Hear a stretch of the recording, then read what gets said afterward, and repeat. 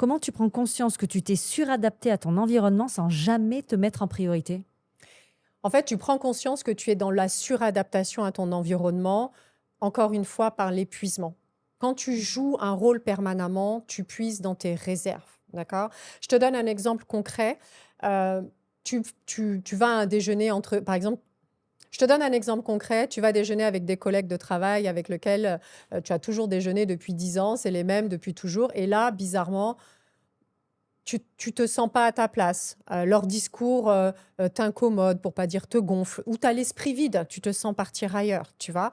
Bah, là, c'est typiquement une situation où si c'est quelque chose d'anecdotique, non, mais si c'est quelque chose de récurrent et qui est de plus en plus visible, d'accord? Ce que tu supportais avant, tu ne le supportes plus. Ce qui est ton quotidien depuis des années devient insupportable, inconfortable et t'irrite d'une certaine manière, plus c'est symptomatique du fait que tu t'es suradapté. C'est un peu comme un poisson dans l'eau. Si tu étais comme un poisson, c'est un peu comme un, pardon, je recommence. C'est Revoir. un petit peu comme un poisson hors de l'eau. Si tu étais effectivement dans ton élément, d'accord, et que cet environnement te convenait, tu ne te sentirais pas en manque d'énergie, tu ne te sentirais pas inconfortable. Tu te sens inconfortable à un moment donné sur quelque chose qui t'est familier et que tu connais depuis des années, si et seulement si tu t'es adapté à cet environnement, tu es rentré dans le moule, tu as accepté de jouer un rôle, de donner le change, d'enfiler le costume, tu vois? Et ça, c'est typiquement un symptôme, un signal faible que tu t'es suradapté. Et bien sûr, derrière, il va y avoir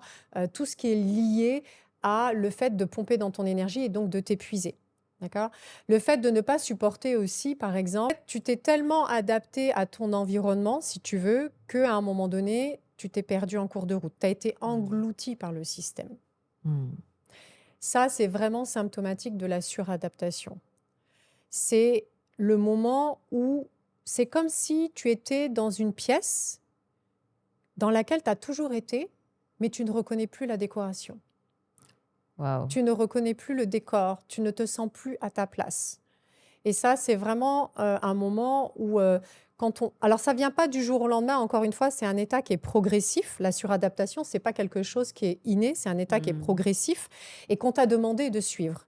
On t'a dit alors moi aussi, c'est pareil, ma génération, on devait pas se plaindre, on devait pas Mmh. râler, on devait accepter toutes les remontrances des boss, on devait faire profil bas et cetera et donc on devait s'adapter. Moi, je ne compte pas le nombre de fois où j'ai entendu dire: «Mais fais preuve d'adaptation». Alors après, c'est devenu: «Fais preuve d'agilité ou de flexibilité». Enfin, tu vois, c'est le terme qui change, mais en fait et puis alors le dernier truc à la mode: «Fais preuve de résilience». Donc Oh on est my passé de god! l'adaptation, l'agilité, la flexibilité à la résilience. Grosso modo, tais-toi, encaisse et avance. Ne Ouais. donne surtout pas ton avis parce que ça ne nous intéresse pas.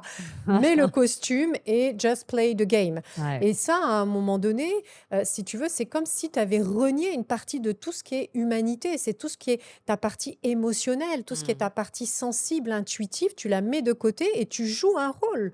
Donc, ça prend énormément d'énergie. Ce n'est pas naturel, ce n'est pas un talent que tu déroules facilement parce que c'est quelque chose que tu fais tous les jours. Donc, se suradapter va puiser dans ton énergie, Mmh. va te rendre fatigué, irritable, Mmh. d'accord? Et le pire de tout, c'est que plus tu avances dans l'âge, moins tu as de facilité à régénérer cette énergie parce qu'en plus, tu as perdu le workflow pour y arriver. Parce que tu sais plus qui tu es.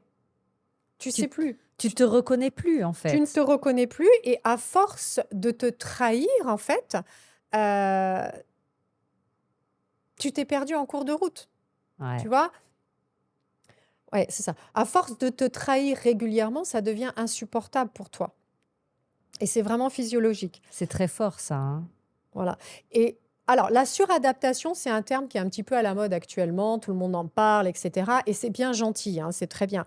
Le truc, c'est qu'une fois que tu as compris que une fois que tu as compris que tu es en suradaptation, d'accord? Qu'est-ce que tu en fais? Parce que moi, je vois énormément de posts, passer sur, «Oui, je suis en suradaptation, tu te suradaptes» and so what, I mean? C'est Tu clair. fais quoi, en fait? Une fois qu'intellectuellement, tu as compris que tu étais en mode, ultra résilience, flexible, bambou qui passe partout, qu'est-ce que tu en fais?